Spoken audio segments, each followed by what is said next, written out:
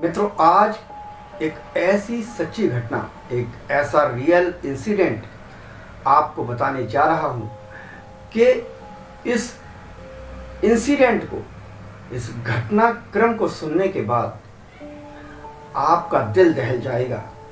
आप विश्वास ही नहीं कर पाएंगे कि क्या सचमुच ऐसा भी हो सकता है।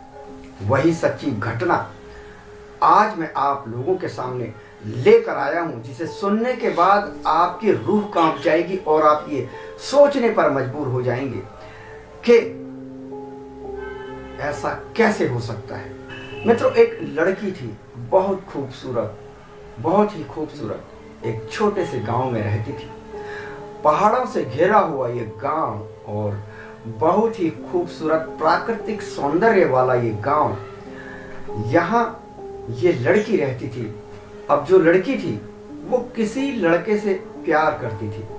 मित्रों, इस लड़की ने अपने घर वालों को ये बात बताई कि उसे एक लड़का पसंद है और जिस खेत में वो काम करने जाती है, यानी अपने ही खेतों में काम करने जाती है, उसके सामने वाले खेत में वो लड़का रहता है।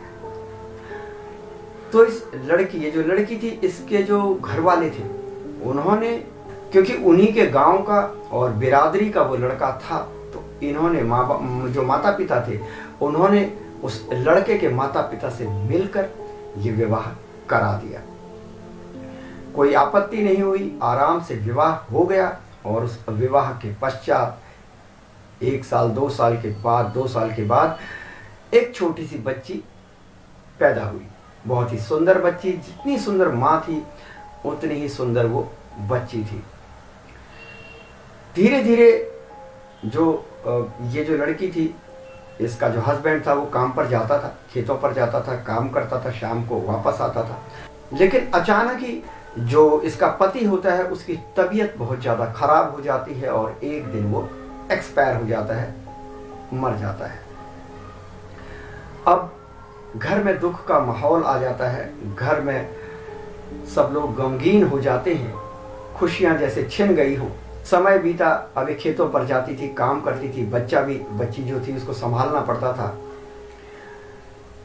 अब खेतों में काम करते करते जो आसपास के लोग होते हैं, गांव के लोग होते हैं, कुछ लोगों ने ये सलाह मशवरा दिया कि अभी तो तुम जवान हो, तुम्हें शादी कर लेनी चाहिए, वरना तुम्हें बच्ची देखनी है, अभी बच्ची को संभालना है, खेती बाड़ी देखनी है, कैसे कर पाओगी ये सब।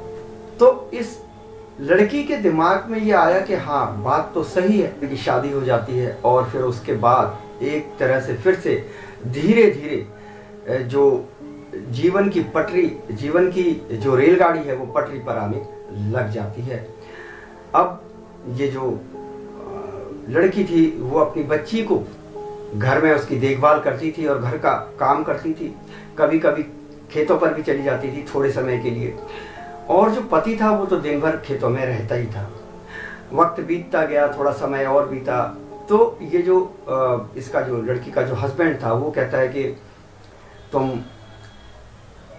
सारा दिन इस बच्ची के साथ ही रहती हो, इसके साथ ही अपना टाइम शेयर करती हो, मुझे भी थोड़ा प्यार चाहिए, मेरे लिए भी थोड़ा वक्त निकाला करो। तो ये जो लड़की होती है कहती है कि बस थोड़ा टाइम और रुक जाओ, ये थोड़ी बड़ी हो जाएगी, उसके बाद फिर हमारा समय शुरू हो जाएगा और हम आपस में फिर जितना चाहे प्यार किया करेंगे, कोई प्रॉब्लम तुम्हें मुझसे फिर बोलने के लिए नहीं रहेगी।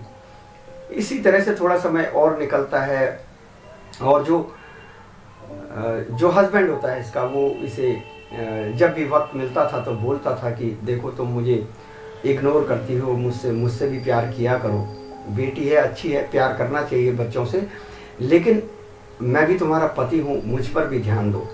और इसी तरह से जीवन चल रहा था। एक दिन की बात है कि ये जो हस्बैंड था इसका, इसने कहा कि आज मैं खेतों में नहीं जाऊंगा, आज मैं घर में रेस्ट करूंगा और तुम्हारे लिए अच्छा अच्छा खाना बनाऊंगा। अब ये जो लड़की है, जो मतलब उसकी पत्नी है, लिकाई उसका नाम है, वो कहती है ये तो बड़ी अच्छी बात है, रोज मैं तुम्हें खाना बना के खिलाती हूँ, आज तुम मुझे खाना बना के खिलाओगे, तो ये तो बड़ी खुशी की बात है। चावल और जो नॉन वेज होता है, मांस, जिसको कहते हैं भात और मांस, यानी चावल और नॉन वेज, चिकन मटन जो भी होता है वो बना लो। दिन में हम वही खाएंगे। और जब तक तुम ये सब बनाते हो तब तक मैं अपनी सहेलियों से, अपने कुछ साथियों से मिलकर बाहर से आ जाती हूँ, इतने टाइम में तुम बना भी लोगे। तो उसका पति कहता है हाँ हाँ क्यों नहीं, तुम भी हो आओ, थोड़ी देर में, इतना मुझे टाइम लग जाएगा, 2 घंटे के 2-2.5 घंटे लग जाएंगे बनाने में। तो लिकाई जो होती है वो चली जाती है मिलने के लिए अपने साथियों से, अपने सहेलियों से। कुछ समय के बाद वो लौट कर आती है, जब दिन के खाने का टाइम होता है तो वो आती है। दोनों जने जो हस्बैंड वाइफ होते हैं दोनों भात और मांस खाते हैं, और उसके बाद लिकाई जो होती है वो अपने हाथ धोने के लिए किचन में जब जाती है तो वहाँ पर वो देखती है कि एक टोकरी पड़ी हुई है जिसमें एक छोटी छोटी उंगलियाँ हैं। उन उंगलियों को देखकर वो डर जाती है और वो सीधे अपने जो उसका हस्बैंड है, जो उसका पति है, उससे पूछती है कि मेरी बेटी कहाँ है। तो उसका जो हस्बैंड होता है वो कहता है कि तुम्हारे और मेरे प्यार के बीच में केवल एक ही अड़चन थी, एक ही बाधा थी, और वो थी ये तुम्हारी बेटी।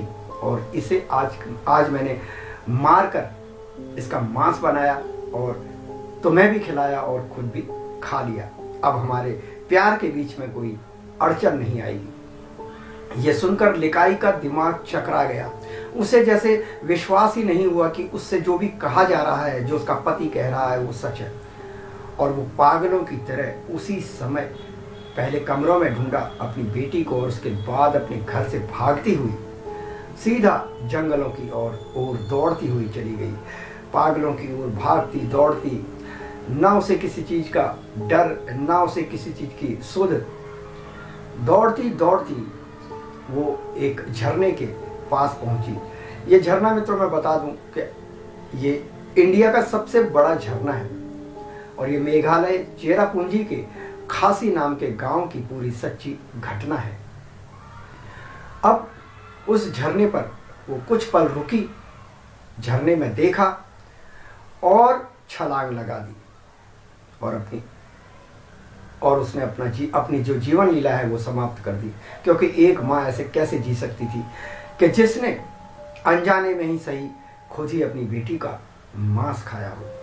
मित्रों, इसके बाद ये जो झरना है इसका नाम भी लिकाई के नाम पे रखा गया, नोह का लिकाई झरना, यानी नोह का लिकाई वाटरफॉल इसका नाम है। और ये 1115 फीट ऊंचा है, हमारे देश का सबसे ऊंचा झरना है। आज भी लोग इस झरने को देखने के लिए जाते हैं। जितना सुंदर, जितना प्राकृतिक सौंदर्य यहाँ पर इस झरने के साथ देखने को लोगों को मिलता है, उसके पीछे की कहानी उतनी ही दर्दनाक और दुख भरी है। कहा जाता है कि लिकाई के मरने के बाद ये जो झरना है, ये जो वाटरफॉल है, ये हॉन्टेड हो गया, और अब जो भी व्यक्ति इसके पास जाता है, बहुत ज़्यादा पास, तो उसका मन करता है कि वो इसमें छलांग लगा दे। इसलिए जब भी नोह काली काई अगर आप जा रहे हैं, नोह काली काई वाटरफॉल देखने जा रहे हैं, तो बहुत अपने आप को संयमित करके ही जाएं। आशा करता हूँ ये घटना आपको अच्छी लगी होगी, पसंद आई होगी, और आपका मन भी विचलित हुआ होगा कि इस तरह की दुख भरी कहानी इस झरने के पीछे है। और मैं मिलता हूँ एक ऐसी ही सच्ची घटना के साथ। नमस्कार।